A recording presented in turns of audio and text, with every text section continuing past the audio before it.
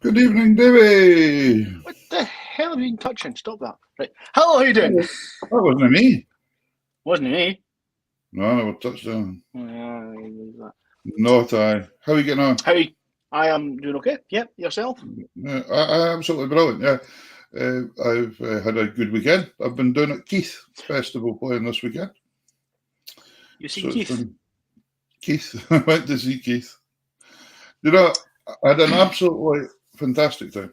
It was really, really good. We had a bit of problems with airlines. We got delayed on the way down and had to start a wee bit late. And we had to come home early. Hello, Vi Todd. How you doing? And we had to come a wee bit home early today. But we done a concert last night and it was absolutely ace. Really, really good atmosphere in the Keith Bowling Club. And we had some great acts on. Lots of bothy ballad singers on with us. It was, remember Scott Gardner that was on one night? I've seen the video, yeah. Yeah, Scott was comparing, and Alan Taylor was comparing. Actually, Scott was judging the bothy ballad competition yesterday, which I went and watched the 11 competitors. It was fantastic. I just loved it. There should have been 12. You should enter, Peter. No, my diddleums and doodleums isn't very good, you see, so I get them mixed up, my diddleums and diddleums.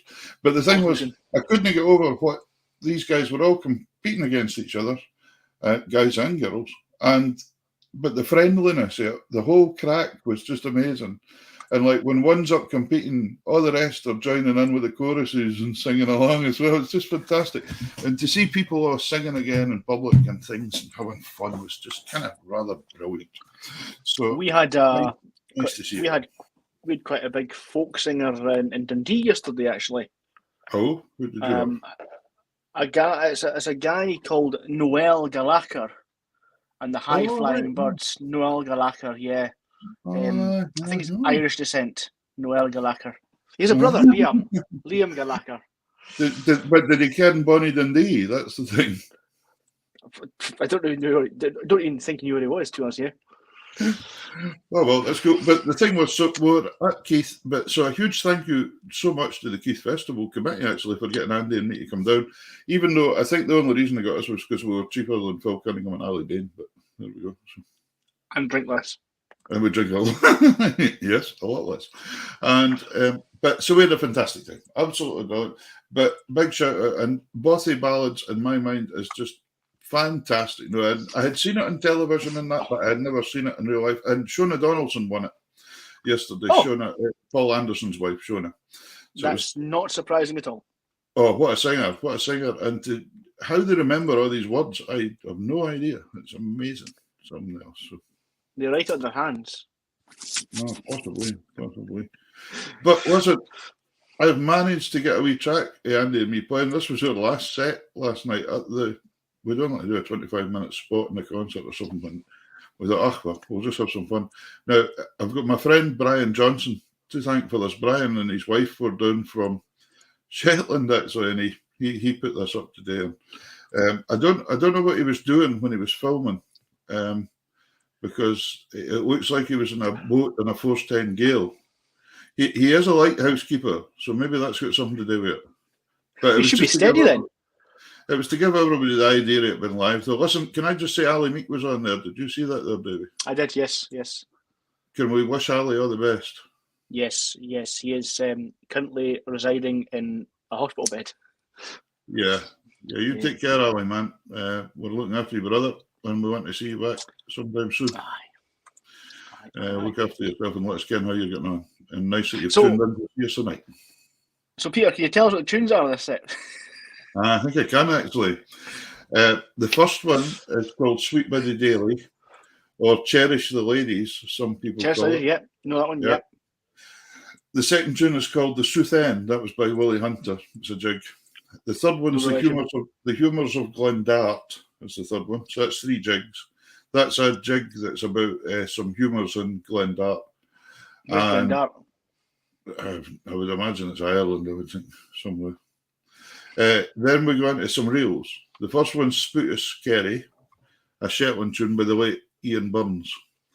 Which what a phenomenal tune to have written. Whether he knew this was going to be as famous ever as it was, because it's played everywhere, isn't it? It's just the second tune's by the late Addie Harper, called the Barraburn Reel, and the last one is Walking on the Moon that was by Addie Harper Senior as well. So very Wick connections there. So forget. I'm not sure if Brian was drinking with one hand and filming with the other, or if he was giving his wife a wee cuddle or something. I'm not very sure.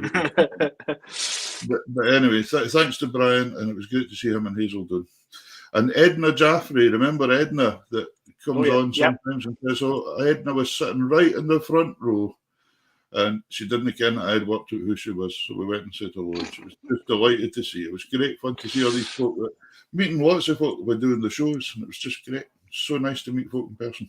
So here's Andy, Kane, and Marcel, Ian at Laldy. And Keith.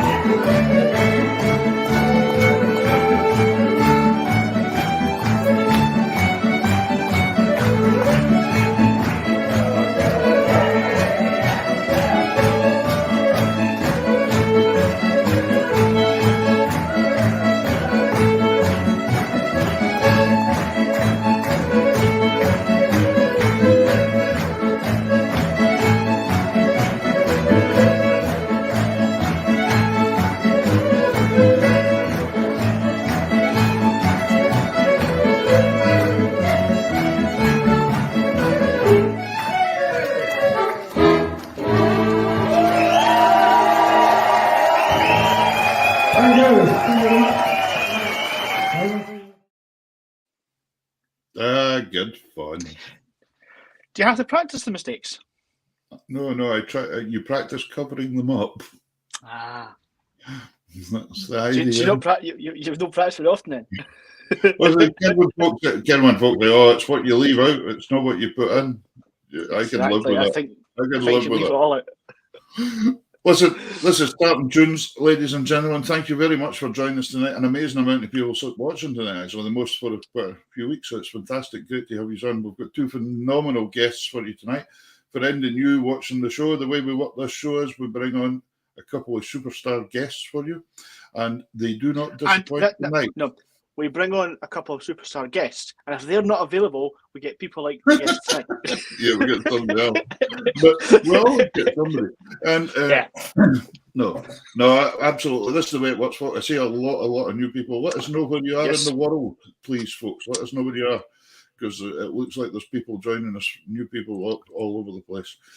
We're live on 3 Facebook pages. We're on a YouTube channel, Tartan Tunes, and we're on Twitter, YouTube as well. So remember and share it all over the place. The more shares we get, the better fun we can have with the show. And if you are just wanting to speak to us and send in a comment or whatever, we'd love to hear it. But we really do want to hear where you're coming from. Tonight we have there's somebody listening from Sandwich. Now that's complicated because there's a Sandwich in Shetland, there's a Sandwich in Orkney. There you go. Davy's near Hamilton somewhere, I think. Is that the Hamilton, Scotland, or the Hamilton, Ontario? That's it. I knew you were going there. I knew you would get it. And Derek's in Barbados again. Why is he in Barbados? Derek's never at him. Right. Anyway, fantastic. We have got two phenomenal guests for you tonight. We've got later on tonight coming on. We've got Benedict Morris, the fiddle player coming on. Benedict was. We've changed our guest round, actually. Peter and Benedict changed spots because Benedict's ended up. We'll tell you about it later on, but he's ended up. Let's say overseas. We'll know. Everywhere's overseas to me, of course, because I'm in Shetland. But he's overseas, so let's leave it at that. We'll sort of. And then we also have Peter Morrison on from Skye. That's also overseas. With a bridge. With a bridge. That's just like Jamie's comment. I wouldn't mind a bridge to Shetland, but it'd be Gay Line. That would be the only thing. See that comment from Jamie? What's he saying? Yeah. He's talking jazz music there again. Right.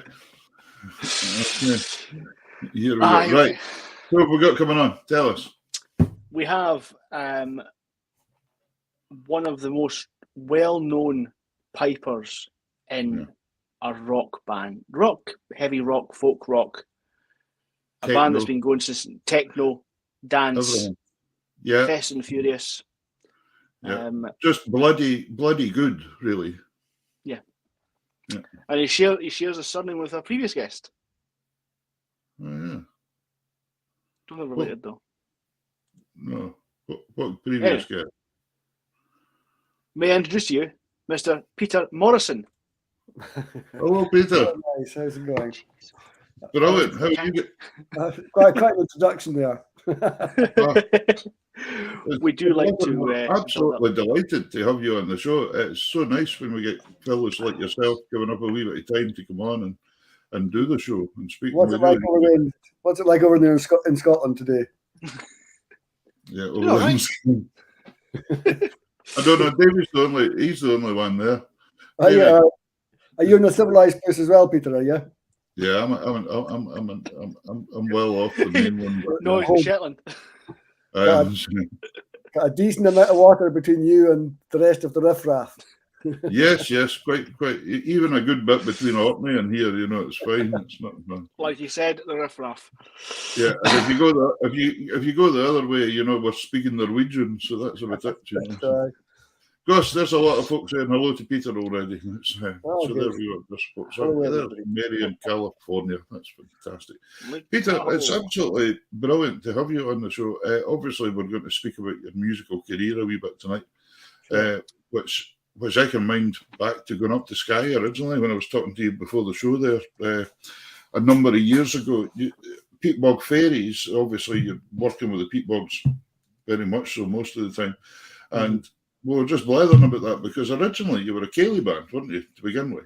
Yeah, more or less. I mean, we did some ceilidh dances. We had some songs, we did all your kind of Twara Cretan Sergeants and I Tell My Ma and all that kind of sort of good pub stuff, and we did that in kind of almost like a ceilidh setup, not as a normal ceilidh band, but we would do some ceilidh dances. Right. But we had one or two things that were kind of more, maybe you could probably say funk orientated, and these were the things that were really capturing people's attention, and we just slowly started to maneuver the sound in that direction until about 94, and then it all became what it is. Who was bringing the funk influence into the band then? Was that? Well, I mean, it was basically probably Innes on the bass is still there, and Ali Pentland, and they were from Fife originally. I mean, they've been in Skye, both of them now, for longer than they were ever in Fife. But we all had interests in different types of music. I mean, I used to play the drums in a ceilidh band, for example, with pipe bands, all the usual stuff. Why? I've no idea. Because when you're a teenager and somebody says, "Here's 30 quid if you'll go and do this," you just can't do it. I suppose. and drums is cool. And they reckon that the drummers always get the good girlfriends. So I wouldn't know because I gave them up 30 years ago. Good call. Yeah, so was most of that work on Skye, or were you coming over to the West Coast and things as well? No, that was all Skye. Really. Originally, I mean, we were only doing very small things until probably about, I would say maybe for the first 18 months or something like that. I mean, you know yourself, the first sort of year, 2, 3 years in a band, especially when you're young, can seem like a huge long time. And it feels like a lot changed in that time. But now when you put it in the context of 31 odd years, it's actually a tiny snapshot. But for us at the time, it felt like, quite a, we thought we were changing the world. But the thing is, in that time and now, you have developed into this absolute powerhouse that can take any festival by storm. So, I mean, even if it's taken a while to develop into what it really, really is now, it's been well worth it. That's for sure. Yeah, it's been great fun. Great fun. I mean, we started doing things like Glastonbury after about 4 years. When we just started, we were only just feeling our way around. But I mean, our first overseas gig from Skye. When I say overseas, I include mainland Scotland. First overseas gig was an Egg, which was fantastic. Of it.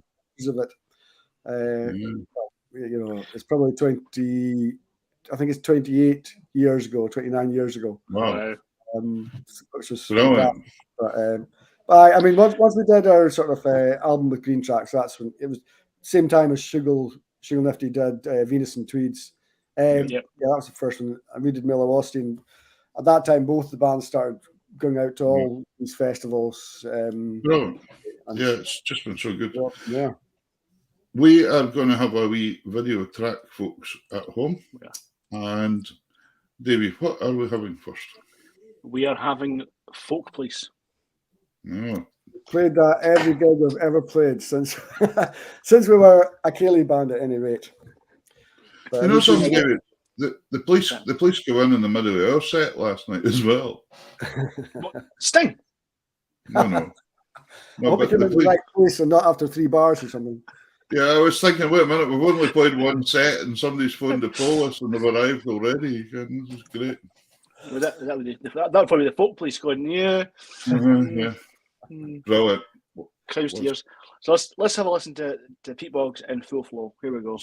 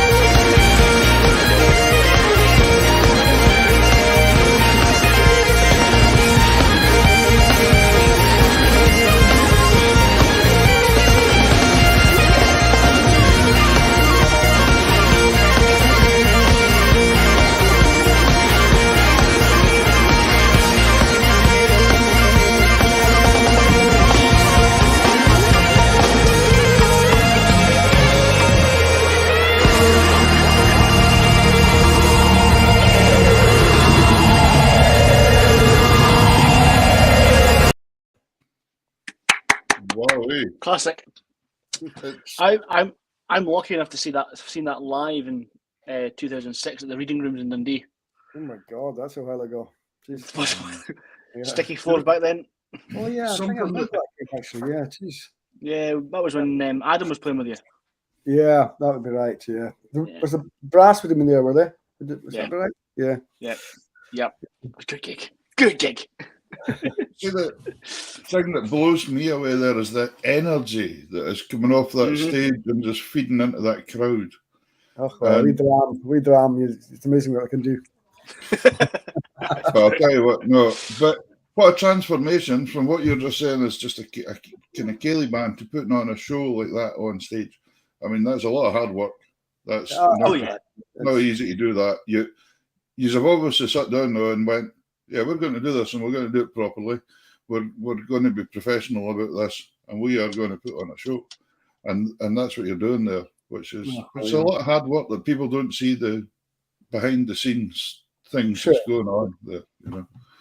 There were a lot of good people over the years, though, you know, the band developing, people coming and going, and you know that all helps really. You know, having everybody that joins has got new ideas, and you learn yourself from so many people over the years that it makes the whole job a lot easier for us.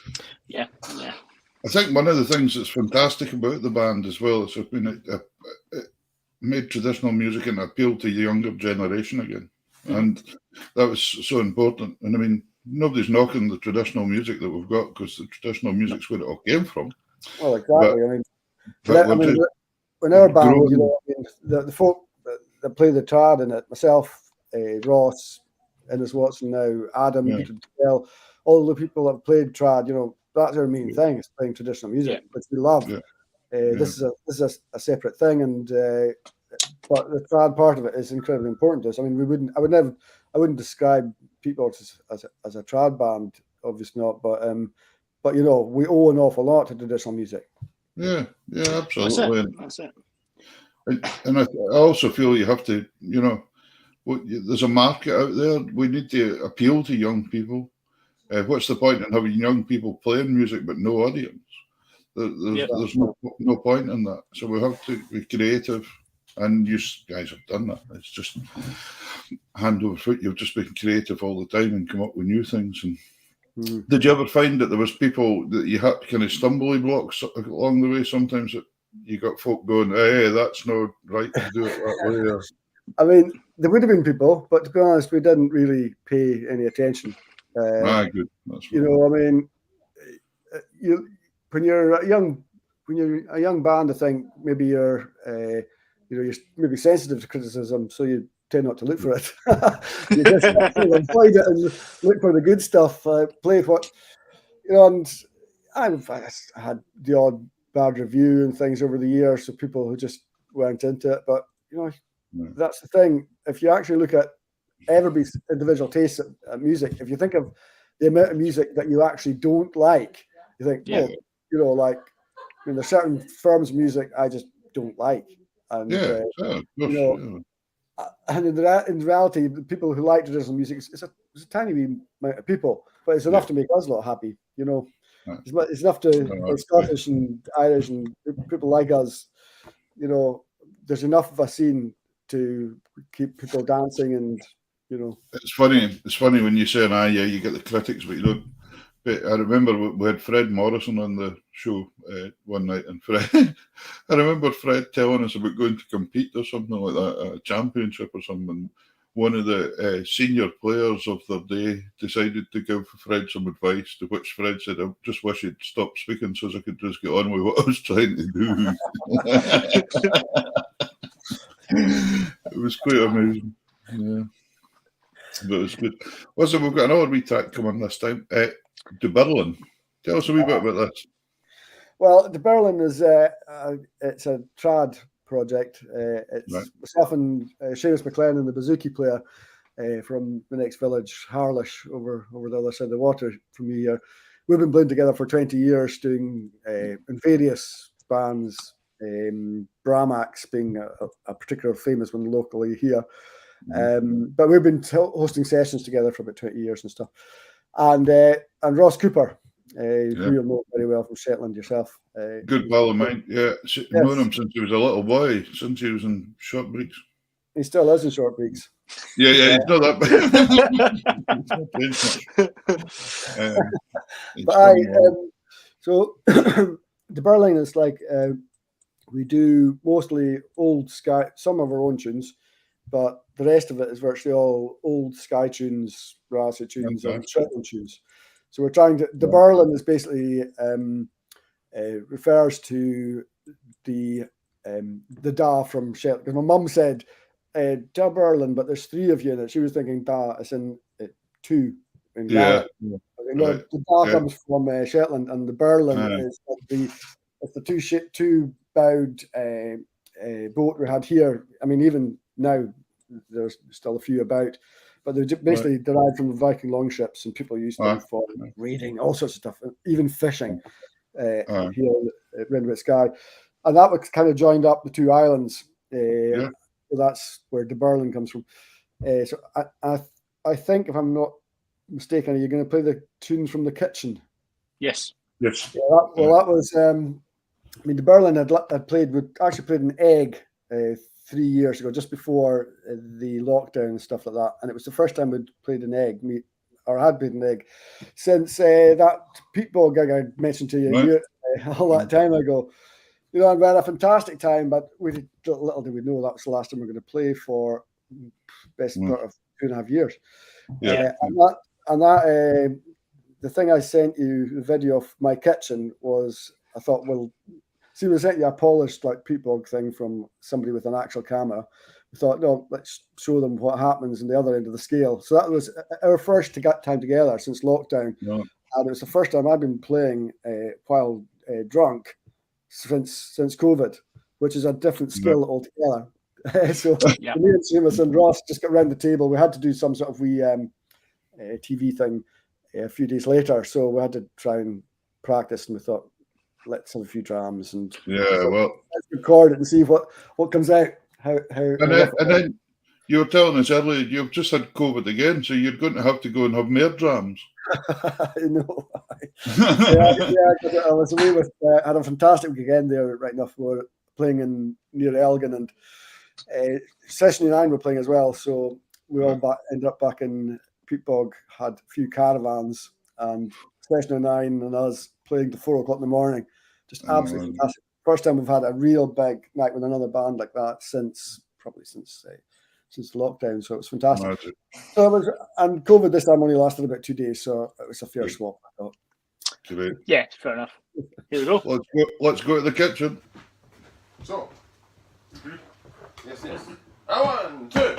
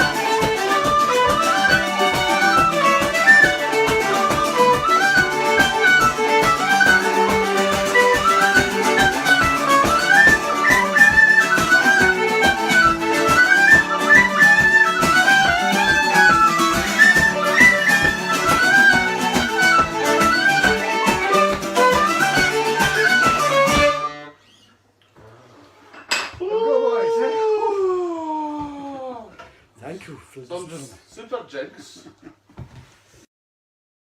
That's fantastic. That is just driving, man. Just absolutely incredible.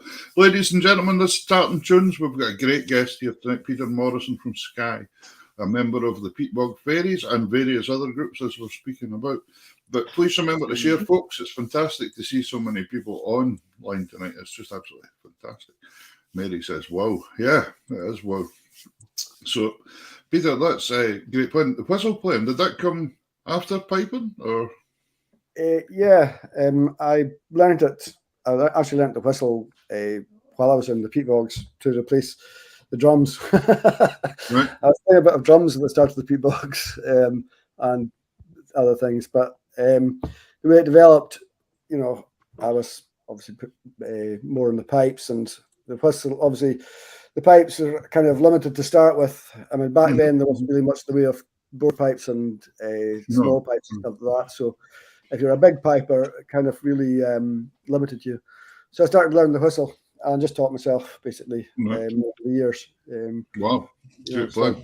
Sessions and everything else. So, yeah. When you mentioned Peatbogs there as well, just when there's so many people watching just now, I just want to mention your albums and things, folks. If you're enjoying the music tonight, if you go into the Peatbog Faeries site, don't worry about pens and pencils. As I always say, this is all recorded and you can go back and watch it again and make sure that you've got that address. So don't panic about that. And but to date, I think you've got 7 albums out anyway, and there's a couple of live ones in amongst it as well, isn't there? So 9 or something? That's a lot of stuff. 9. I'm not entirely sure, to be honest. Yeah. I think there's 9 or 10 anyway. Yeah, fantastic. Can't remember. Yeah. And you done one at the 25th anniversary one was a live one, wasn't it? That's right. That was the second live, and that was nearly 5 years ago now. I mean, we were supposed to. I mean, our intention was to have another album out in 2020 in March. Okay. Obviously, everything went to hell. We all know. So where do you tend to record when you're going to do stuff then? We tend to do it in cottages. Like sometimes we've done bits in Skye. Right.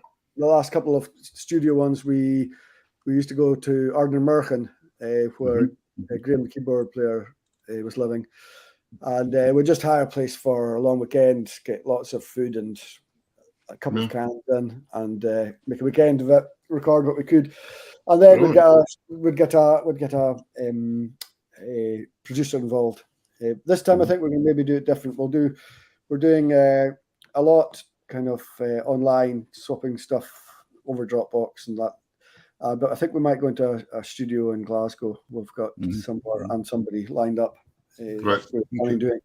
But we've had a big change. You know that the Graham, the keyboard player, left about a year ago. I think the stresses of COVID and stuff were just too much, and his pal Stu on the drums left just a few months ago. So we've had a new drummer, we've got a new keyboard player, and we've added a Watson. So we've got a lot of work to do. But then again, as you said yourself, it's new blood in, new ideas. Yeah. Keeps the band fresh. Away it goes again, you know, and it's exactly. I mean, we always look at it. I mean, we've lost some really great players over the years, to be honest, you know, but we've always looked at it as an opportunity because we've been lucky enough that, you know, the profile means now you just get another really great player in. And, yes. Yeah. You know, definitely, and you certainly have that. That's for sure. Can I ask you, and I'm sure David kens what I'm talking about, you've been pipers as well. Big pipes can be a nightmare, can't they? And I mean, in the best possible taste. But just to explain to the audience at home, that ain't easy to keep that set of pipes in tune, to keep them whatever with other instruments, all that. It's a real difficult challenge. I like to point this out to people because I think people just sometimes see a piper up on stage and think, oh, they just go in and play there. It's not. It's probably the hardest instrument ever. With even temperature, everything just.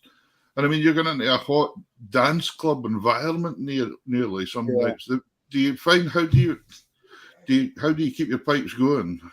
Well, I mean, the most difficult thing I find actually would be a gig like, for example, New Year, especially in like Edinburgh, because you've got to try and get your pipes at a sort of temperature that they're likely to sit at during the gig. But with New Year gig, I've always got like some sort of wee blanket over my pipes or something. Never done, because I've got like a couple of sets of pipe tunes. Then maybe there's 15 minutes of whistle tunes, so they're up and down, up and down. So New Year is difficult, and we played Australia about 3 or 4 years ago, and Braybuch were out with us, and there's me and James Mackenzie and Cal McCrimmon in 3 corners of this tent, 40 degrees, all desperately trying to get the pitch down. But that's kind of rare. I mean, the actual indoor gigs is not too bad. I mean, what I do is I've got a moisture control system in the bag going to all the drones and keep as much moisture away from the reed as possible. I always take the reed out after I play it, and I'll never squeeze it, never touch it.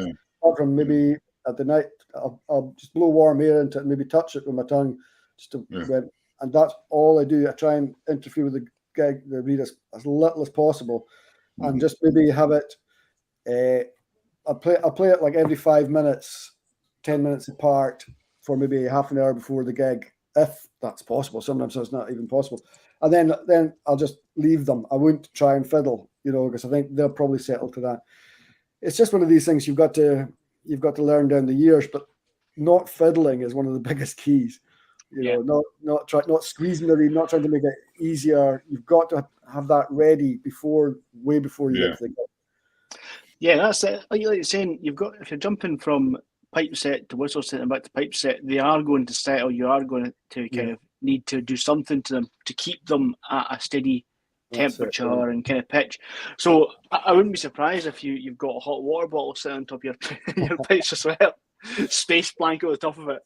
I mean, but to be honest, like I say, most of the things we do are venue tours. Apart from the summer, there's the festivals, and it's not so bad. The festivals, it's not too bad. They don't get that hot in this country, really. And venues, they'll pretty much stay. If you're not touching your reed and you're, the temperature in the venues, it's all pretty much the same. They are pretty good. If I haven't played, like I've played a couple of whistle sets, and then there's a pipeman coming up, I will just try have them half inflated and get some warm air down the blowpipe for 30 seconds if I can, and that's usually just enough to bring it up.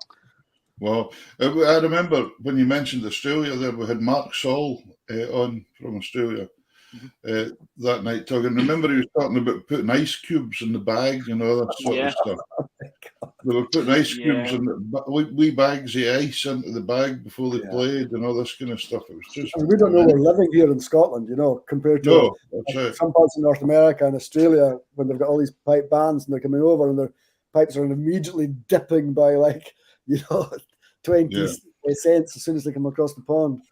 So, and we turn around and say, it's a bit warm, isn't it? Exactly. Yeah. Right, so we're going to have more of the Berlin. This is at Milliken Tire Festival. So what year was that? That would have been 2019. No, that was actually last year. That was last year? Oh, yes, of course, yeah. It was I think it was about our second gig back after the video we just watched in the kitchen.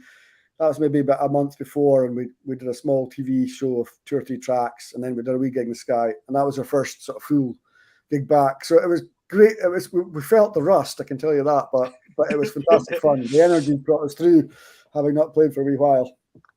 It takes a wee while though, because I've been back gigging now for 2 or 3 months again, and I would say this weekend's been about the most comfortable I've felt yet out playing and just having a blast again. It's taken a wee while just to get used to it. I think it's taken the audiences a wee while just to get used to being audiences again as well. I think they're finding it a wee bit hard. It's almost quite overpowering for them sometimes. It's quite this is fun. I've been speaking to a couple of bands, like speaking to a couple of guys from Session 9 last weekend and a few other folk. Is that a lot of us are just trying to remember the arrangements, just trying to get our feet under the door again, and like, That's it. you know, stop your hands clamping up with the fast tunes because they just haven't been doing that for, Yeah. you know, Yeah, for that's right. that environment. So, but we're getting there. Interesting times, but we'll all get there. But here we go to the Mulligan Tire. Sorry, bouzouki, isn't it?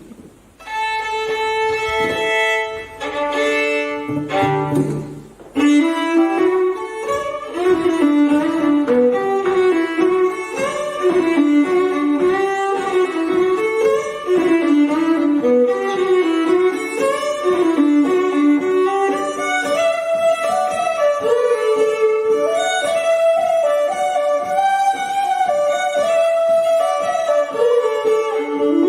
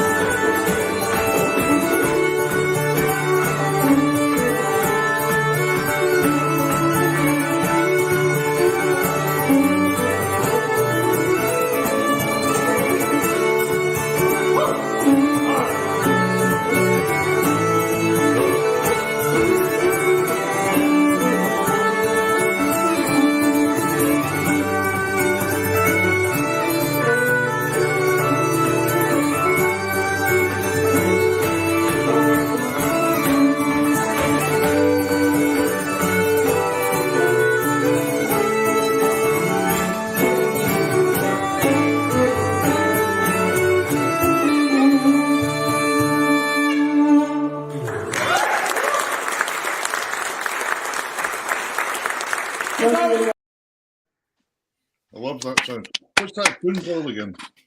Which one? The last one. The last one is Wee Michaels by John McCusker, I think. That's a great tune. And Tis. Phil Cunningham's the one before, and the first one was one of Ross's ones, a retreat march, which he called "Let's Get the Hell Out of Here." That's right. I remember that getting written. Love it. Yeah. It's good name. Absolutely brilliant. Do you have albums out with the trio, Peter, as well? Not yet. I mean, we've got lots of half-finished stuff, but again, everything just got on the road over the last couple of years. And it is actually quite difficult for us to get together.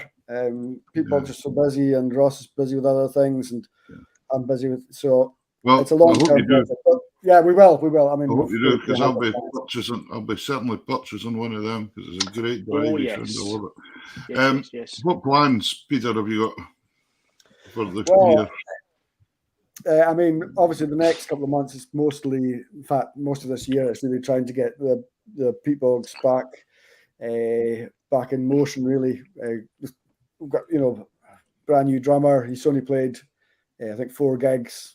And Innes Watson's played 4 gigs. The keyboard player has played 8 gigs. So at the moment we're just fulfilling our obligations, and then that means the keyboard player's nearly going for a long service medal. Then he's been twice the time that the rest of the boys. He's from Shetland as well. He's Norman Wilmore. Oh, gee, where's Norman? I'm not sure which part. Young man, he was at school when I was teaching in the schools all the time. Norman is an utterly amazing player. Guys, we're back. Oh, we're back. We're all right. Norman's just an incredible player. Yeah. And obviously he's playing sax with us as well. So that's what it was, Peter, because Peter was getting upset that you didn't ask him to play keys for you, but he plays sax as well. That's what it is. That's why he didn't get the gig. They don't need an accordion player. No, thanks for pointing that out, David. No, yes, Norman's I remember just wandering about in the school, and you would hear this sax playing starting with that man when he was just a young boy, and it was amazing. Right. I mean, he's just been an amazing player, He is, He's and a really quiet, nice guy. Just really nice guy. Yeah. He is. Well, that's so we're going to get some sax in the Peatbogs in the future. Yeah, it's already started. He's got them into the show. But I mean, like I say, at the moment we're just playing the existing material.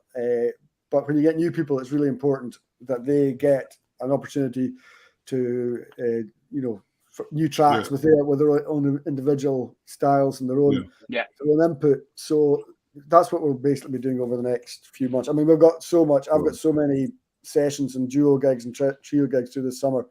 It's really good. We'll be back. Hopefully, we'll be back up to speed by the end of the summer.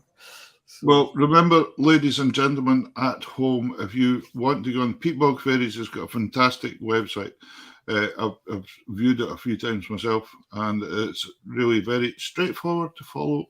And go and read about the history, read about the albums that's out, and buy lots of albums, because musicians want you to buy lots of albums. Because as I said last night at my concert, the more albums you buy, the better chance we've got of affording to fill the car up with petrol. Going at this rate. Yeah, mind you, I don't think Michael Jackson could fill his car up nowadays, could he? No. Oh, it's a bit crazy nowadays. But anyway, listen, Peter, thank you so much for giving us up your time on a Sunday and coming on and being on the show. It's been phenomenal. Heaps of viewers, heaps of comments tonight. It's really nice to see. So we are going to play out with another Peatbogs track, and it's Moonbeams. We're going to do this time. Is there anything you'd like to say about Moonbeams? Moonbeams is the festival we play at. It's in northeast Yorkshire. The track is called Spiders, and it was named after a fantastic old character. In fact, we had a wee chat beforehand about the Enbane Lodge, where people first started. Yeah. And as a young lad, I used to play the ceilidhs in there, played the pipes. There's pipers, dancers, all that, the standard thing. And there's a great character called Spider McSwan, who is the MC. That's a great name. I mean, he was quite well known in the days of the traveling, the big traveling Cayleys and the showmen and all that stuff. He was quite well known, but a great character, and gave lots of young kids a good opportunity to play in public. Yeah. So after, I mean, he's long deceased now, but I wrote him this tune. I don't know if you approve of the direction it took, but it's called Spiders. Right. Listen, Peter, thanks very much. All the best for the future, and we'll hopefully see you live somewhere very soon. Great. Thanks, guys. Magic. Thanks again. Cheers now. Bye-bye. Bye.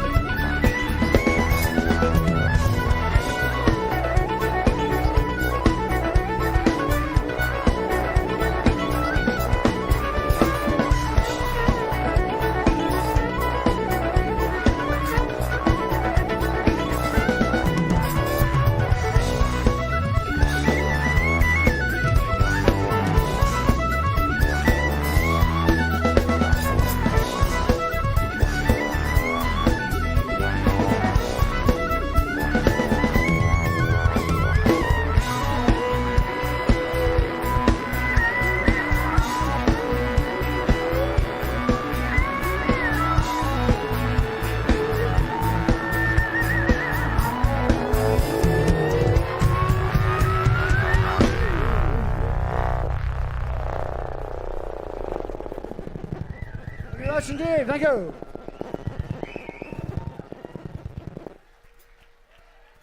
Thank you very much indeed.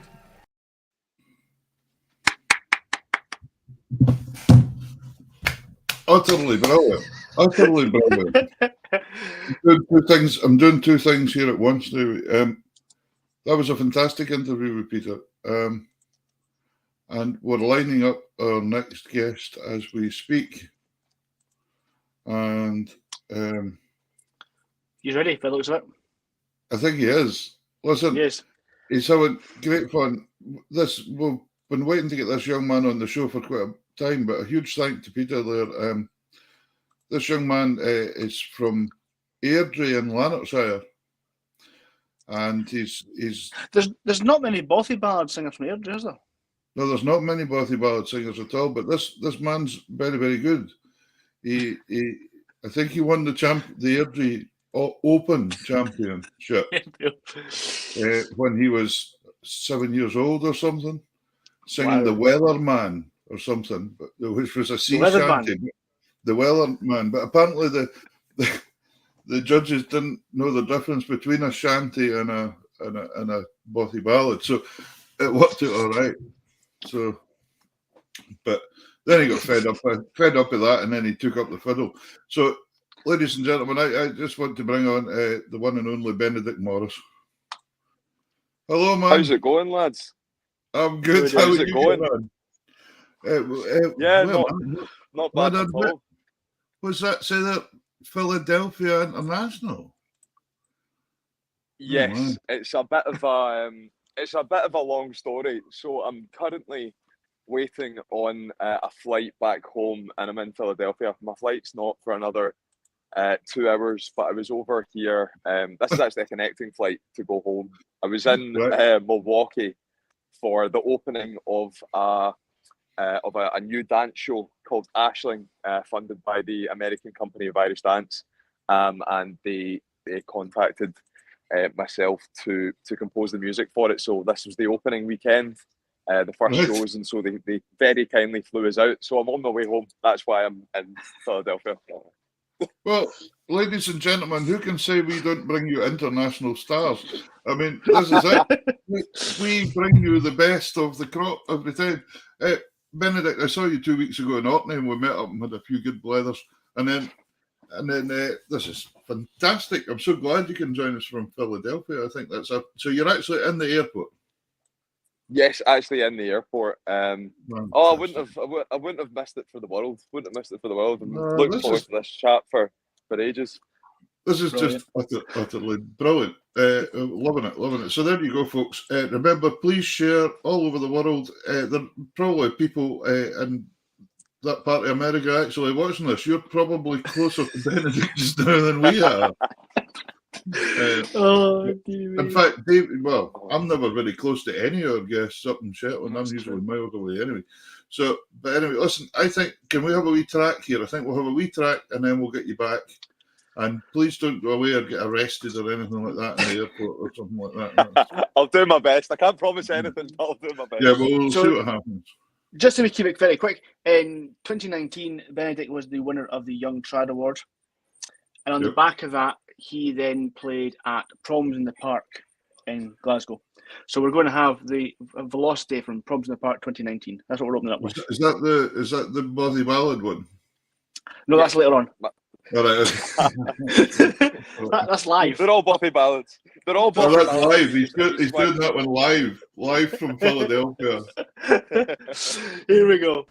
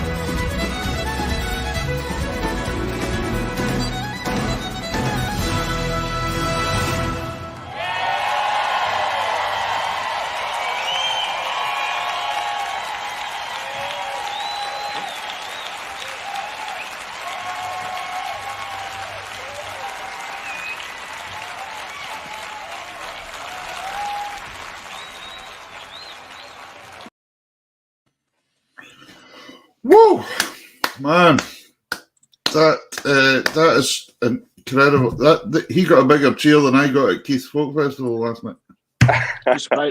Not surprising, was it? Gee whiz. That's amazing. What a sound. You must be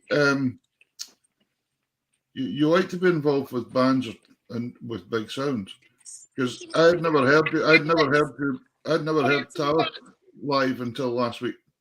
Well, 2 weeks Oh, ago. was that the first time? Really? First time I'd heard you live. I'd heard recordings, but I couldn't believe the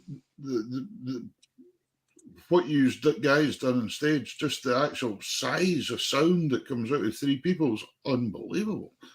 It's more dancing than it is playing music almost. You know, with the amount of pedals that we've got. But no, it's great crack. That is great crack. But tell me about that there then, the orchestra arrangement there then. Who's doing that? Yeah, so in early 2019, maybe March or April, after it was offered to do Proms in the Park, a composer and orchestrator and arranger, a guy called Paul Campbell, who is from Belfast. He got in contact, and he was the guy that was put in charge of orchestrating this arrangement. And what I basically did was got all the chord charts for the set and wrote it out in Sibelius, and then sent it away to Paul. Paul learned the set and orchestrated it, and then would come back to me, and we'd work on different elements of it. We'd share ideas. It was quite a kind of open and collaborative process, which was brilliant. Something that I was like really interested in as well, because I studied on the classical degree at the Royal Conservatoire of Scotland. So I did throughout the 4 years that I was there, loads of symphony orchestra pieces and concerts and stuff like that. And it was something that I took a big interest in. So for Paul to then come back to me and ask what I thought and ask for my input as well, that was great. And it was just it was a totally magic night. It was one of the best gigs I think I'll ever do. It was absolutely class. Yeah. We had one of our viewers asking, where was that gig? It was in Glasgow Green. It was Glasgow Green, that gig, yeah. And then we had who put on the thing? I saw it quickly the other day. Who put on about learning it in the Irish pipes? James Kinnear. Oh, James, all right. Oh, James, yeah. Well, also they racked my brains. There we go. Very good. But go on, sorry. I was going to say, I hadn't realised, Benedict, that you'd studied on the classical course. Just where I was going. Just where I was going as well. We had obviously Charlie Stewart on last week, and he was telling us he was on the jazz course. Yeah. Yes, that's right. Does nobody do the trad course anymore? Oh no, goodness me! Like it's mad how it turned out. In fact, me and Charlie, the RCS have a juniors class on a Saturday, so it's for kids. For those who don't know, it's for people who are still in high school, and they go on a Saturday and they have classes all through the day. And that's the first time that I met Charlie. So we did like the trad kind of class in the afternoon. It was maybe 2 o'clock till 3 o'clock, and that's how I met Charlie. And then obviously he went on to do the jazz course at uni, and I went on to do the classical course. But yeah, no, it was brilliant. I loved the course. I learned a lot. Yeah. Had great teachers, and yeah, it was brilliant. Brilliant. It's really interesting to have learned. I didn't realise you'd done the classical side either, and because quite often you find a lot of classical musicians don't go over to the trad side. And the same vice versa, really, in a way. But I am hearing of more people crossing the divides these days, which I think is actually really healthy, because there's technique involved with playing whatever you're doing, kind of style thing. So. Yeah, absolutely. I think it's like the technique thing is an aspect that I I think is like really important as well. It's like for a lot for health benefits as well, just in trying to prolong like your ability to play an instrument like physically. So, but yeah, there's more than you think. There's more than you think that did the Glasgow course. Just the reason that another person's name, Kristen Harvey, pops into my head because she was obviously in that's right, of as course. well. That's right. You know, so there's And then it's there's a young lass across the Voe from me here in Shetland, Amy Lawrenson, piano player. Amy's gone across from the classical side to the traditional side one now as well. She's swapped over. Yeah, has she? Oh, I didn't know that. Yeah. I didn't know that. I've actually bumped into her the other week, or a few weeks ago, in Glasgow. But yeah, it's like I think it's absolutely magic the fact that people are doing, like, you know, bits of both, and like obviously Charlie's doing jazz as well. Like lots of other people going into different different aspects and different genres. One of the things actually that I found quite that I've kind of gone into recently is after playing with I've been playing with Dallahan as well for the past year, or a bit more than that actually. But they have a whole load of different kind of flavors of genre thrown in, like gypsy jazz, bluegrass, and that's something that I've been like trying to dig my teeth into recently, which is like a lot of fun. Well, it's funny you should mention that, Benedict, because that's actually the video we're going to play next. Yeah. Yes. We have played this on the show before when Mr. Waite was on a few weeks ago. Yes. But it's a cracking song. We're going to have Marina, which is so. Who's on vocals again? I can't remember the boy's name. Jack Badcock. Jack Badcock, yeah. So here we go. Here's when we come back, we'll have a wee chat about your classical training, or Scott. We'll speak about trad and all that and how you learnt, basically. Yeah. Here we go. Here's Marina.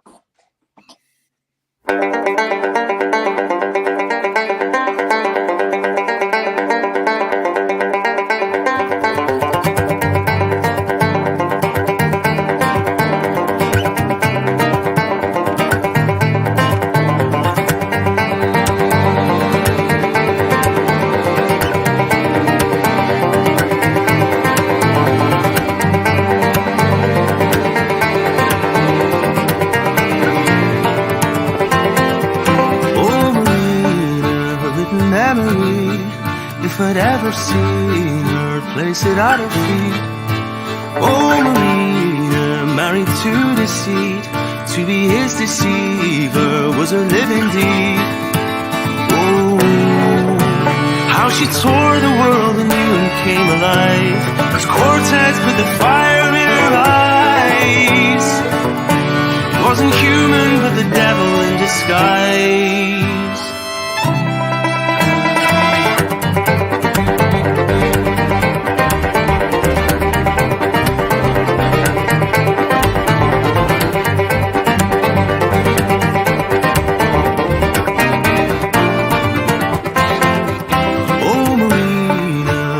Life could start, men of bad intentions, a poison in her heart, a pain that would ignite their world all in flames, that she'd gain herself power all the same.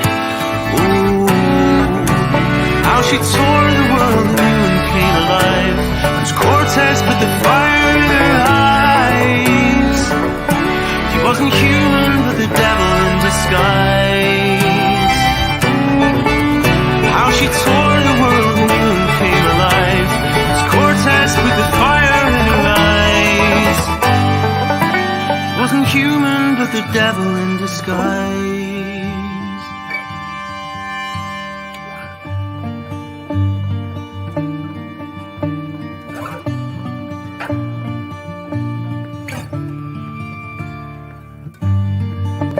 If I caused any pain at all,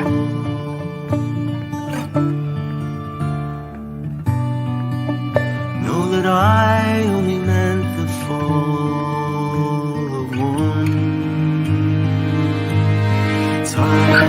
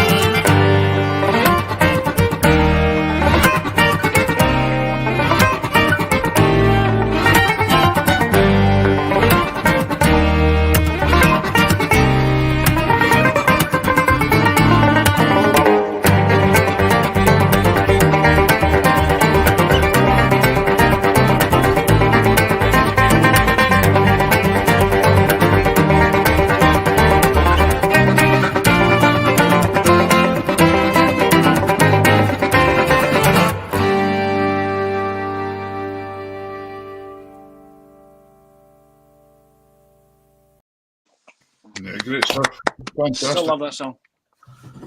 Yeah, really Oh, good. cheers! Yeah, that was a So- fun day making that video. That was good crack. In fact, making the whole track. That was the first. It was the first track that I'd recorded since joining the band, and we did. We spent a day in the studio in Glowworm with you and Burton, and we recorded it all, and it was class. Finally going into the studio with the boys. So we're really happy with it, and And I mean, everyone's enjoying it, so. you and Burton's fantastic as well, and a great musician. Just Fantastic musician, great engineer, great guy. He even bet me in fantasy football this year by a point. I was fuming. You should have been. That's not on, is it? That's not a man for Airdrie getting beat in fantasy football. I know. So used to that. So tell us, going back to Airdrie, and I don't mean this in a bad way at all, but I don't think it's been a huge area where there's lots and lots of music coming out, especially violin music. So Yeah, how no, there's not. did you get into that then? Was that school to begin with, or? No, it wasn't actually school. It was the town next door that's like neighbouring Airdrie is Coatbridge, and there was and there still is an Irish music group in Coatbridge, called St Patrick's CCE. CCE stands for Comhaltas Cultúrtha Éireann, which is an Irish or an organisation based in Ireland that has these branches all around the country, and it has 4 in Scotland and some in America and even one in Japan. Okay. It's a worldwide organisation, and my mother's family is Irish, and some of them play, and they encouraged my mum to get me into it, and so she looked and found St Patrick's Comhaltas branch, just 10 minutes away from where we lived, and so she brought me along, and I picked up the tin whistle first, and didn't really fancy it, and then picked up the fiddle and fancied that a bit more. So yes, I stuck at that, and that's how that. In fact, my very first teacher when I started playing the fiddle was Aileen Reid of who plays with Canaris. So she was my very, very, very first teacher. Taught me everything I know. What a legend. But yeah, that's how I first started. That's fantastic. Getting into it. So in a way, you started traditionally then, and then ended up in the classical course. I did, yeah. Right. Okay. I used to listen, or my mum and dad would put on classical music, kind of, in the house or on the radio in the morning, and it drives to school. There would be like Classic FM on, and I think I remember, my mum would like drive me to school or whatever, and this is when I was very young, and like Nicola Benedetti, coming on the radio, and all these amazing violinists.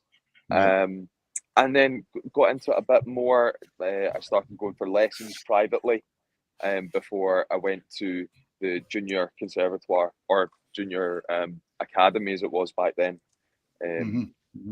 And slowly but surely developed my classical playing. I actually thought that was what I wanted to do. I thought I wanted to like go in and study classical music, and also pursue that kind of avenue as a career. But in the end, I still do bits of classical now and again, for sure. A lot of writing. I really enjoyed writing. Like string parts, and that's all based in what I learned in in classical and stuff. But I ended up down the trad route. You reminded me of something last year, and I was down playing a gig in Braemar, and I actually met Davey that day, and then I played the gig at night, and it was at Invercold House or something. It was to do with the space port agency thing, And somebody said, yeah, we had a fiddler on here last night. She was very good. And I said, oh, what was her name? And they said, Nicola Benedetti, I think she said her name was. But the funny thing is, she was a fiddler. This fiddler. Folk don't realise that Nicola Benedetti is from West Kilbride. Same again. There's not. I wouldn't say that West Kilbride was a hub for classical music. No, it's mad. It's absolutely mad where it comes from. I remember seeing her live for the first time at Proms in the Park. Funnily enough, years ago, and she's done lots of things for RCS and like Nicola, the Benedetti Foundation and all that kind of thing. Yeah, she's brand new, absolutely brand new. Brilliant. She's but that's very funny. The fiddler, we had a good fiddle for that. We're gonna have another wee track here. Ladies and gentlemen, just before I do that, thank you for the viewing numbers tonight. They're absolutely incredible in this show tonight. It's absolutely amazing. But can you keep sharing all the same? If you hit the share button, that's fantastic. Because we've even flown our guest out to Philadelphia International Airport for you tonight. Actually, Peter, the credit card didn't go through, so I had to pay cash. So if you can sort that, that'd be great. Oh yeah. I've got the Philly cheese steaks on the way as well. I've just put in an order for them. So I'll come straight as soon as I get home. I'm coming straight to the ferry. And when I asked for a McDonald's Whopper, and Davey pointed out to me that McDonald's don't have Whoppers; they have Big Macs apparently. So, yeah. I'm for Shetland. There's no change up here, boys. There's no Whoppers up here. Big Macs. We're going to have I think it's your single. Was it your single Insight? Yes, it was. Yeah. Yeah. So this is the music video to your single Insight. So yeah, and we can just say as well, Benedict, you've got 2 albums out, solo albums, I think, haven't we? Well, I've got a duo album with a guitarist called Cormac Crummy called Wavelength. Right. I've got that, but I was actually, funnily enough, nobody knows this. I was working on a solo album. An exclusive. We've got another Tartan Tunes exclusive. Nobody knows this. Nobody knows this. What was the first one? What was the first exclusive? Can't remember. We get a few of them, to be fair. They didn't happen often, but you get them. No, I was working on a load of music during lockdown, and then coming out of lockdown, Mawson and Graham asked me to join Talisk, and Jack and Andrew and Kieran asked me to join Galahad, and as soon those 2 things happened at like the exact same time, and as soon as that happened, I was like, "There's no room. I'm going to have to put this, the album on the back burner for now." And I'll give you another exclusive as well. This is another exclusive. There is during lockdown, I was working on my solo album, but myself and 2 other musicians we also made another album during lockdown, and it's done. It's done. Like, it's sitting there. It's been sitting there for about a year and a half. Wow. And it's waiting to be released because it's unfortunately it's a very similar lineup to something else, and also like with loads of people doing different stuff, it's hard to find the right space to release something and to market it well and to do it properly, because it's actually some of the best music that we've ever made, and we did it all remotely, and it's something completely different.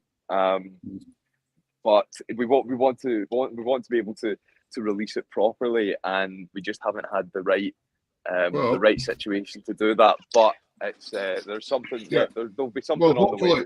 Hopefully, as things are starting to level out and get a bit more back to what we were, we'll hopefully see that sometime then. For sure. Hopefully, fingers crossed. Brilliant. So, on that note, we have Insight. So, tell us a bit about Insight, Benedict.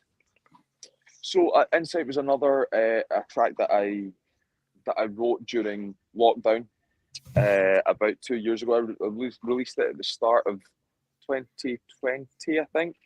maybe 2021. I can't exactly remember, but it was when I started to first explore like string writing and like in kind of music that I wanted to write, and in particular the string writing and arrangement being the foundation of the track, and that's where the idea comes from. And then like the melodies and licks kind of sit on top of this kind of foundation of kind of deep and lush strings, and that takes you through, or the idea of the string writing is that provides the direction for the track and for the listener. And this is where I kind of first started to delve into exploring that and how I could best convey that. And it's quite an uplifting track. I must have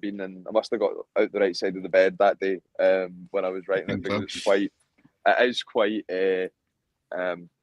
upbeat, considering it was not an upbeat time when it was released or whatever. But it's basically my first kind of exploring in what I wanted my string writing to be. Yeah, can people get this on Bandcamp or anything like that? Or absolutely, it's on Bandcamp, as well as another single that I released shortly after called Loon, and hopefully an album will appear on that Bandcamp page. But you can also get the all the Dallahan and Talisk albums. Talisk have released a new album, Dawn, which is also on Bandcamp. You can find that. And we're writing a lot of new stuff with Dallahan as well. So hopefully we'll see something. Well, there you go, folks. That soon. If you like Benedict's music, jump on. And if you think one Benedict's too much, let's count them in this one. Cool.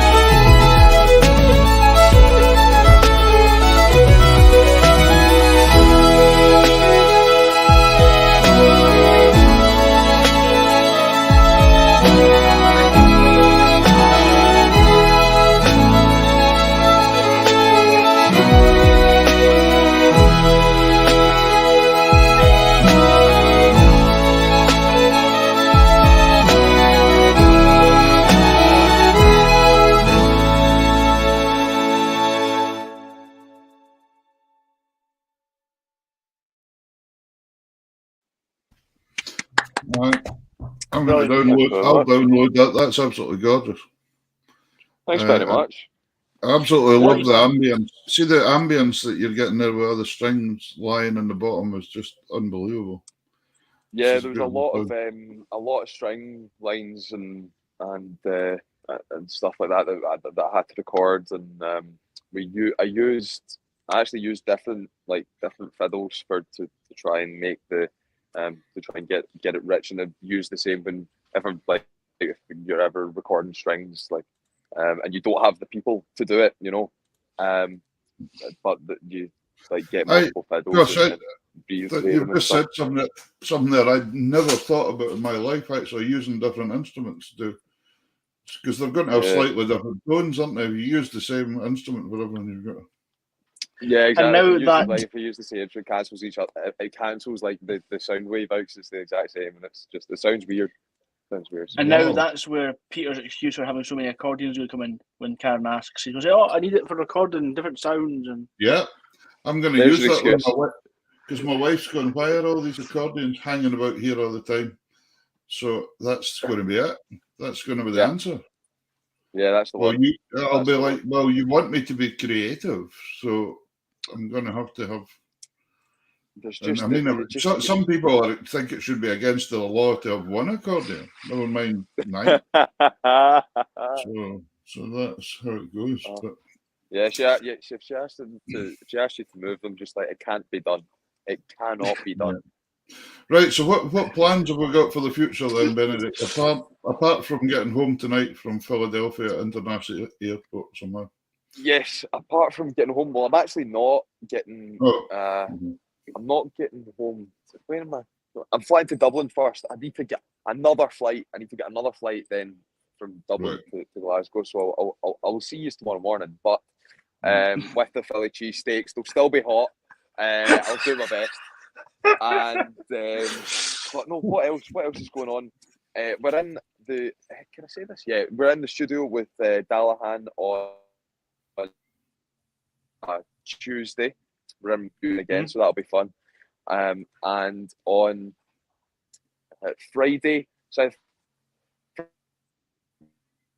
start losing them. Weekend of gigs and at different festivals with Dallahan and Talisk. So Saturday is Germany and a festival called Eurofolk, and then the Sunday we're flying to Black Deer Festival, which is a kind of like Americana festival. Who's playing? It's not Van Morrison's. I think one of the people who's headlining that festival. Van Morrison. Yeah, who?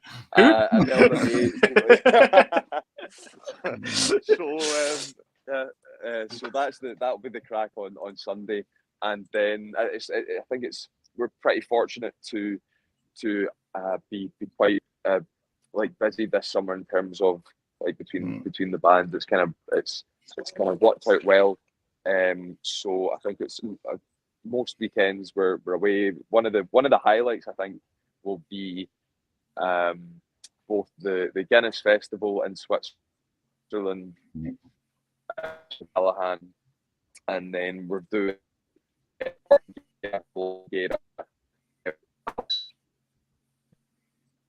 so that'll be it's a few things to look forward to. Hopefully weather's decent, so it should be a good summer, but get me home first to my bed because I'm knackered. Well, all we can do is wish you the best of luck with the whole lot, because it's gone fantastic, and just thank you for coming on the show tonight. You've added a brand new string dimension to the whole thing tonight, which has been fantastic. Yeah, well, don't thank me. That's down to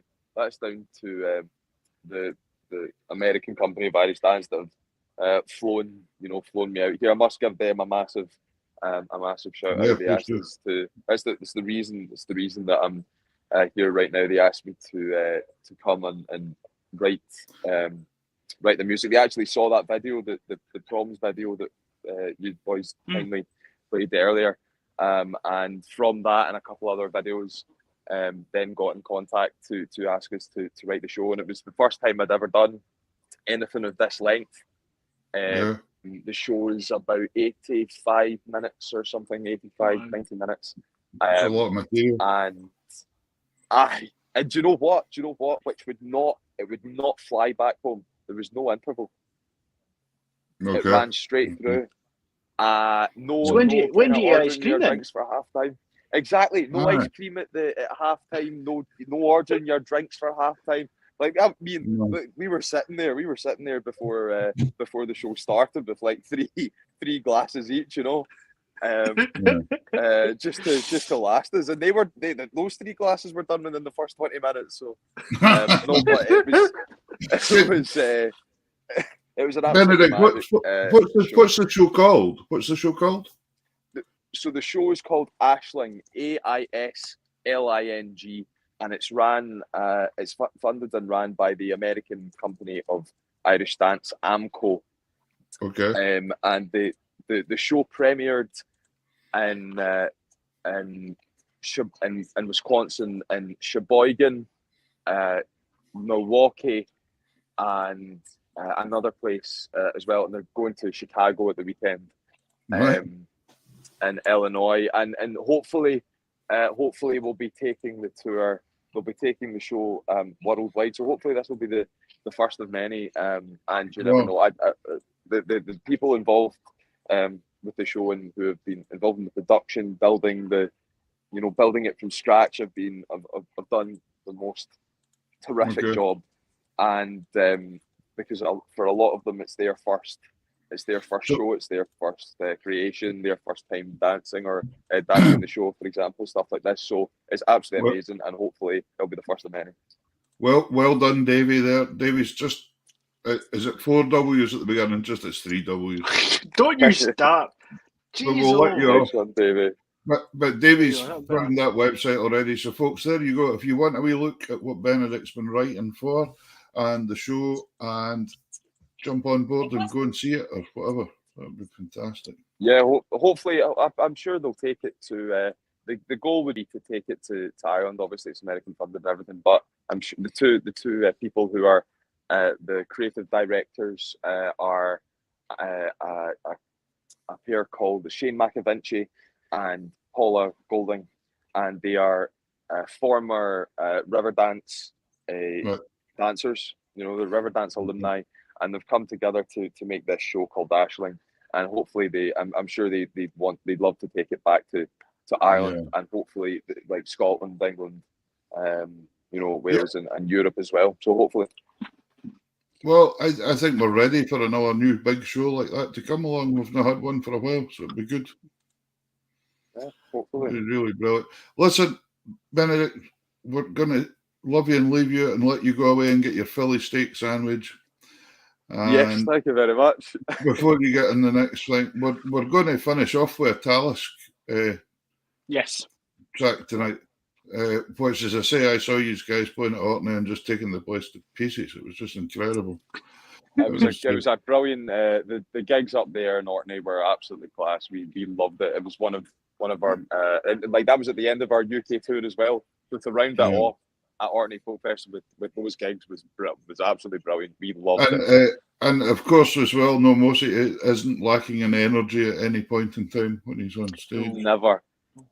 Man, my heart beats a skip whenever he jumps up in a chair. You think, "Don't fall, just don't fall." Yeah, it was actually so funny. The very next weekend, we were playing a festival, and the chairs for this festival were like tiny children's chairs, but like made of straw, and like somebody put it in the middle for Mawson, like obviously not having a clue. If he'd stood on it, it would have gone right through it. But no, he's always up for up for it. You know, we all are, but he's great at letting everyone know that they can have a good time and encouraging them to have a good time. And, he communicates well and whips that crowd up. That's for sure. He does indeed, and we're like, me and Graham are absolutely on board. Me try and do the same, but as long as everyone has a good time when they come to a Palace gig, that's the that's all well and good, But That's the one thing you can always remind him, Benedict, is that you were in Tartan Tunes before him. I will. Absolutely, he'll be raging, and he'll be raging. He'll be raging. Listen, man, thanks very much. We're going to finish off with this track. Take care, safe journey wherever you are getting to and when you get home. Okay? Thank you very Benedict, much. thank you so much. Absolute pleasure. It's been an absolute pleasure. Cheers for inviting me. Great show. Thank you, Bye, man. bye. Take care. All the Brilliant best, seeing you. Take care. Cheers, man.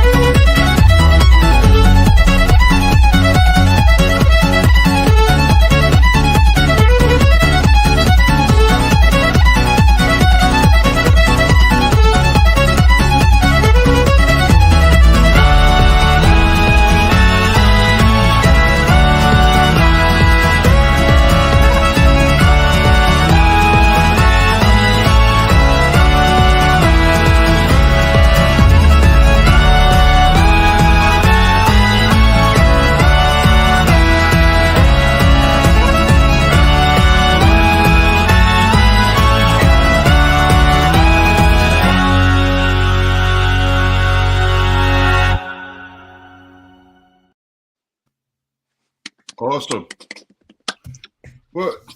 We're incredibly lucky with these guests we have on this show, aren't we? That's been an awesome night. That's been a powerhouse night. There's been some powerful music tonight. Do you remember the film Field of Dreams? Yeah, I think so, yeah. If you build it, they will come. Yeah, well, that's right. That's magic. Ladies and gentlemen, I really do hope you enjoyed that tonight. We have had a fantastic night. I've really enjoyed that. I saw Ali Meek putting on there that's fair. Cheered them up. Ali's in the hospital. Take care, brother. Get better soon, and we'll see you on the road to recovery. Hopefully, there's Mary. Mary loving the show again. Mary and Essie. Before we go, I just want to mention again that the 4 tunes that I wrote for the auction are available for free from pipebandscores.com. Jump on there, you can download them free charge, no costy.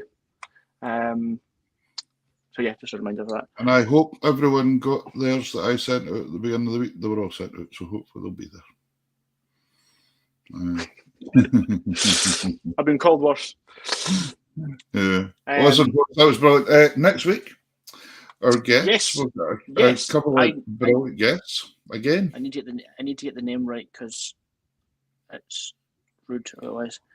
Well, I know we've got Gavin Marwick, the fiddler, coming on. I know that. Thanks, Peter. And we have the piper and whistle player. I've just played his name. Mark Carmichael, who is originally from Scotland but now lives in, I want to say Northern Ireland, but possibly Southern Ireland, and he's teaching music. So different next week. I don't know Mark at all, so that's going to be a really, really exciting show for us to meet new people once again. There's Jamie Starr. We're here. Nice to see you, Jamie. Nice to see you. Putting their stamp onto the stamp. They're well and truly whacking it. I think that's good. I thought you were going to do your Bruce Forsyth impression there. Nice to see them. Nice. That's brilliant.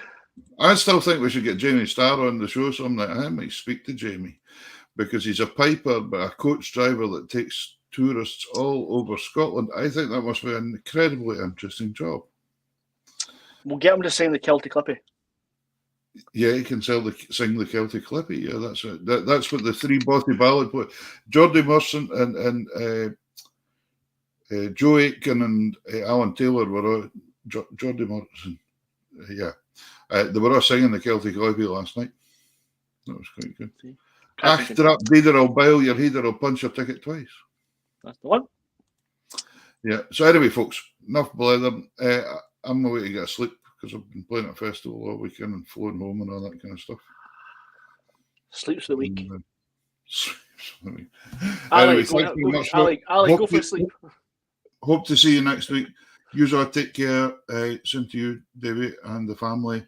Thank you very much for listening again, ladies and gentlemen. If you enjoy yourselves half as much in this show as we do, that means we enjoy ourselves twice as much as you do. Good night.